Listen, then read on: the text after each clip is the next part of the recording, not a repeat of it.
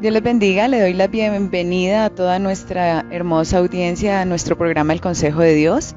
Hoy nos encontramos con nuestro pastor José González, quien ha tenido a bien traer un tema muy hermoso que yo sé que definitivamente va a ser de gran importancia para nuestras vidas. Pastor. Parito, Dios le bendiga y muchas gracias por estar aquí en el programa y por poder estar en este momento con deseo de que Dios nos ayude a ser de bendición para toda nuestra querida audiencia, poder llegar lejos hasta donde Dios quiera llevar este mensaje a los corazones y familias que seguramente están muy necesitados de este programa El Consejo de Dios. Bueno, entonces el mensaje de hoy está en Malaquías 2:13, pero antes de hacer la lectura quiero llevarlos como a un paréntesis, teniendo en cuenta la versión de Isaías 6. Isaías 6 nos habla de la gloria de Dios en el templo, cómo se manifestó en el llamamiento de Isaías. Y la versión que llevamos el día de hoy para ustedes tiene que ver con las lágrimas que hay en el templo, pero ¿por qué situación? Y dice así Malaquías 2:13: y esta otra vez haréis cubrir el altar de Jehová de lágrimas, de llanto y de clamor. Así no miraré más la ofrenda para aceptarla con gusto de vuestras manos. Vemos aquí que aquí hay unas lágrimas, hay un lamento, pero vemos que Dios dice que no va a escuchar estas lágrimas. Entonces, si lo comparamos, ¿qué pasó en este lugar? ¿Qué está sucediendo o qué pasó en este momento de la historia? Pastor, ¿por qué las lágrimas? ¿A qué se debe esta situación? Bueno, creo que es importante fijarnos muy bien en el mensaje que aquí expresa el profeta Malaquías. Hay varias cosas. Dice que es el altar de Dios que está cubierto de lágrimas. A ver, no siempre las lágrimas, las lágrimas a veces expresan o es la manifestación o expresión de un sentimiento profundo.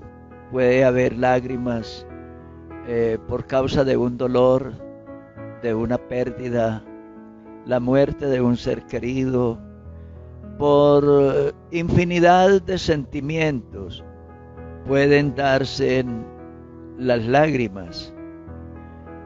Pero en este caso, las lágrimas que vemos aquí son lágrimas de sufrimiento, las cosas que siguieron a unos sucesos espirituales que se dieron en el pueblo. Dios llamó a la nación de Israel para que fueran felices. Los sacó de la esclavitud y los introdujo a la tierra prometida.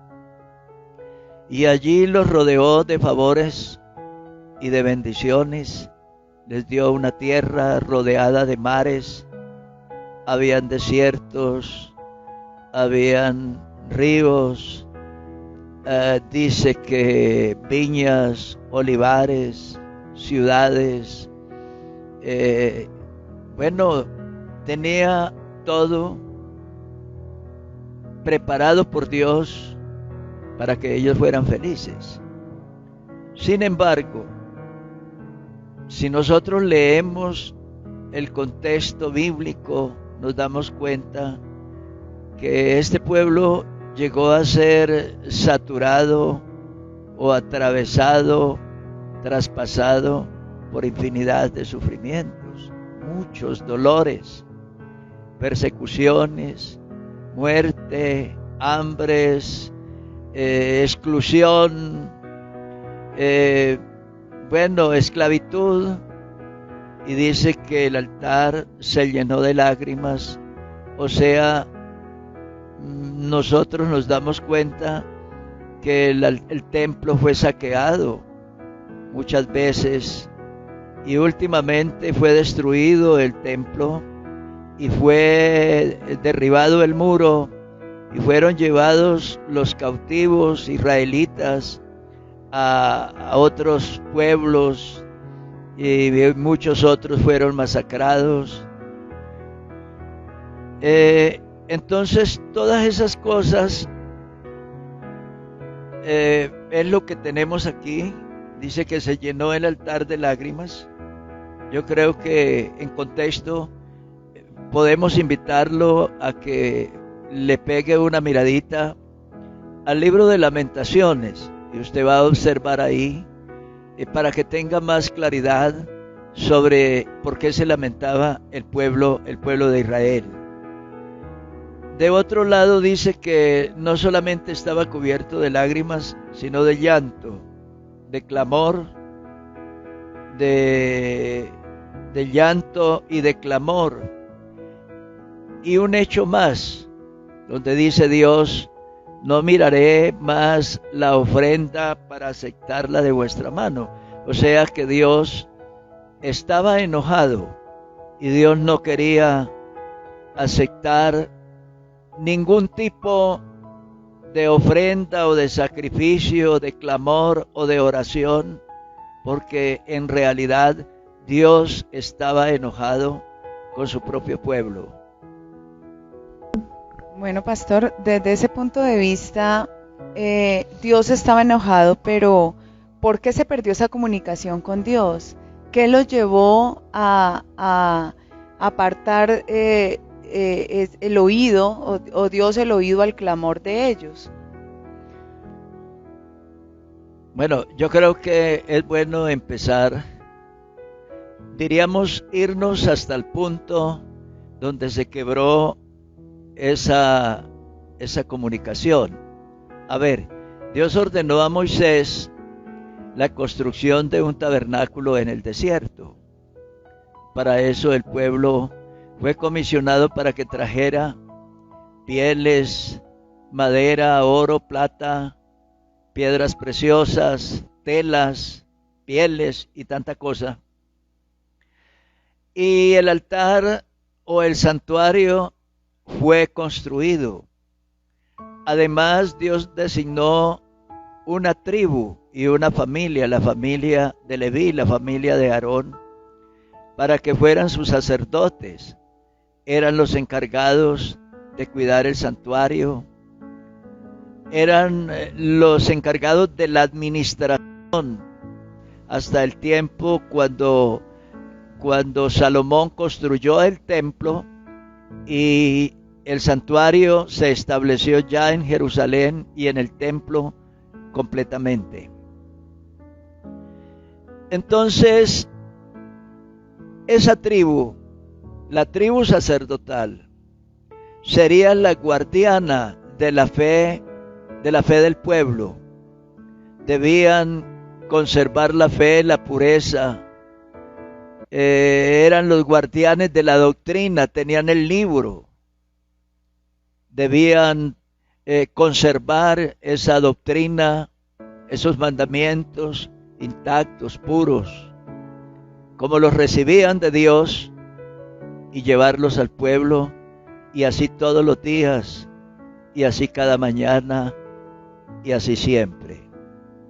Pero un día los sacerdotes comenzaron a desviarse, a no ser tan íntegros. Nosotros vemos que un día 2 sacerdotes, hijos de Aarón, entraron al santuario y dice que entraron a ofrecer fuego extraño, un fuego que Dios nunca les había mandado. Y dice, y allá murieron, dentro del tabernáculo, en el mismo santuario, allá murieron. También nos habla la Biblia de los hijos de Elí. Dice la Biblia que estos jóvenes sacerdotes daban muy mal ejemplo en el pueblo. Dice que dormían con las mujeres que iban al santuario a adorar y que además profanaban el sacrificio y la ofrenda. Y Dios se fue indignando con este pueblo y dice que esos sacerdotes murieron asesinados. El sacerdote, sumo sacerdote, también murió. Y murieron miles de la nación, 30 o 40,000 personas fueron masacrados a espada por los filisteos, y todo en razón de un pecado que se había cometido desde adentro, desde el sacerdocio. Y me parece que ahí fue donde se quebró el puente que los unía a Dios, el puente de la comunicación. Parece que ahí se quebró, ahí se rompió ese vínculo, y el pueblo se desconectó de Dios, y eso es lo que estamos observando aquí, cuando dice que ya Dios no mira la ofrenda. Sí, porque, bueno, acá estaba leyendo que dice que habéis corrompido el pacto de Leví, dice Jehová de los ejércitos. Entonces, vemos la importancia de los liderazgos, de nuestros líderes, de no profanar, de no ir en contra de los mandamientos de Dios, porque es que los liderazgos son responsables de pueblos, de gente, y esto es lo que vemos el día de hoy, lo que ocurrió. ¿Y cuál sería, pastor, la solución? ¿Cuál sería la solución que Dios plantea para volver a escuchar, para retomar nuevamente, acogernos a su gracia, a todas las bondades que Él tiene para nosotros? Bueno, en este capítulo estamos observando que Dios se queja. O sea, Dios mira hacia atrás de ese pueblo. O sea, decimos mira hacia atrás, porque Dios es omnipresente, está en todos los tiempos. Pero pues yo tengo que mirar hacia atrás. Entonces Malaquías está mirando hacia atrás, siglos atrás. Lo que era la nación y lo que era la tribu de Leví, lo que era el sacerdocio de Leví, lo que era todo eso. Y los grandes beneficios que se recibieron cuando las cosas estaban sucediendo conforme a la voluntad de Dios o a lo establecido en la palabra de Dios. Por eso es que decimos, miramos hacia atrás. Cuando dice, mi pacto fue, dice Dios, de vida y de paz, las cuales cosas yo le di para que me temiera. Y tuvo temor de mí, y delante de mi nombre estuvo humillado. Estamos hablando en pasado. La ley de verdad estuvo en su boca, e iniquidad no fue hallada en sus labios. En paz y en justicia anduvo conmigo, y a muchos hizo apartar de la iniquidad. Porque los labios del sacerdote han de guardar la sabiduría, y de su boca el pueblo buscará la ley. Porque mensajero es de Jehová de los ejércitos. Mas vosotros os habéis apartado del camino, habéis hecho tropezar a muchos en la ley, habéis corrompido el pacto de Leví, dice Jehová de los ejércitos. Ahí está. Se dañaron esos liderazgos y se rompió ese puente, se rompió ese vínculo conector que los conectaba a Dios. Y entonces ellos comenzaron a dar mal ejemplo.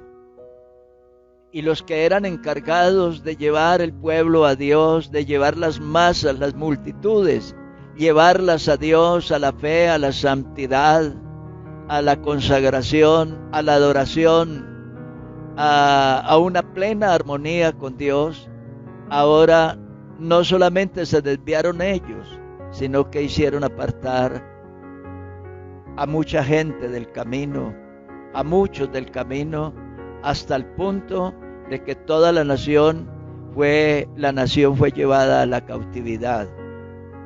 El pueblo se perdió. Pero me hacía una pregunta. La pregunta que me hacía es, ¿qué hay que hacer? Creo que esa era su pregunta. para sanar los liderazgos. O sea que lo que primero se dañaron allí, o primero se dañó, fue el liderazgo, los liderazgos, la gente, los líderes, los encargados o responsables de la administración de la nación en todos los órdenes, incluido lo religioso, que diríamos que era la parte principal. Dice la Biblia que vendría el Señor. Bueno, está profetizado, según lo dice Malaquías, que vendría Juan el Bautista. Juan el Bautista sería el precursor del Mesías. Y que vendría el Mesías con una misión. Dice, porque Él es como fuego purificador y como jabón de lavadores. Entendemos que el jabón representa la pureza, la limpieza, la santidad. Y el fuego que purifica es la representación del Espíritu Santo. Entonces parece que esa es la misión del Mesías, venir a santificar y a depurar lo que se había corrompido, lo que se había degradado, degenerado, lo que se había salido de su lugar, y volverlo a instalar, volverlo a colocar, volverlo a orientar nuevamente en dirección a Dios. Dice, y se sentará para afinar y limpiar la plata, porque limpiará a los hijos de Leví y los afinará como oro y como plata, y traerán a Jehová ofrenda en justicia. Vuelve otra vez con la tribu de Leví, porque era la tribu sacerdotal. Entonces, el pueblo se perdió por ese camino. Ahora hay que volver nuevamente a traer la tribu de Leví, retornarlos a la verdadera adoración, y para que ellos a su vez puedan llevar doctrina sana y un ejemplo sano a la nación. A mí me parece que es importante hoy en nuestro día en la iglesia los liderazgos, incluido el pastor, los diáconos, los líderes de la iglesia, los comités de la iglesia. Si esos liderazgos son sanos en la fe, sanos en el amor, sanos en la paciencia, sanos en la doctrina, sanos en el ejemplo, sanos en la instrucción espiritual, si esos liderazgos son verdaderamente sanos, ellos van a impartir, a irradiar luz y a irradiar ejemplo y a irradiar inspiración al resto del pueblo, y toda la congregación va a ser impactada y movida por un avivamiento asombroso, por una manifestación asombrosa del Espíritu Santo. Entonces, bienvenida este momento y esta charla para invitar a los líderes, a los diáconos y a todo el mundo que tiene algún cargo en la iglesia, alguna representación en la iglesia, a invitarlo a que se pare firme en el servicio a Dios y pensando en que la iglesia necesita la convicción, la consagración, la entrega, el apoyo, la ayuda, el respaldo, necesita la vocación férvida y profunda de cada líder para de esa manera llevar siempre la iglesia con vientos de crecimiento y vientos de prosperidad, como lo observamos en el libro de los Hechos, que nos habla, dice que la iglesia crecía, las iglesias crecían y eran fortalecidas, y que habían muchos milagros, dice la Biblia, y que habían muchos milagros, dice Y la multitud de los que habían creído eran de un corazón y un alma, y ninguno decía ser suyo propio nada de lo que poseía, sino que tenían todas las cosas en común. Y con gran poder los apóstoles daban testimonio de la resurrección del Señor Jesús, y abundante gracia era sobre todos ellos. Y por la mano de los apóstoles se hacían muchas señales y prodigios en el pueblo, y estaban todos unánimes en el pórtico de Salomón. Y los que creían en el Señor aumentaban más gran número, así de hombres como de mujeres. Bueno, eso es lo que necesitamos: líderes fuertes, líderes sanos, líderes con visión, líderes santos, líderes consagrados y líderes dispuestos a darlo todo por la obra del Señor.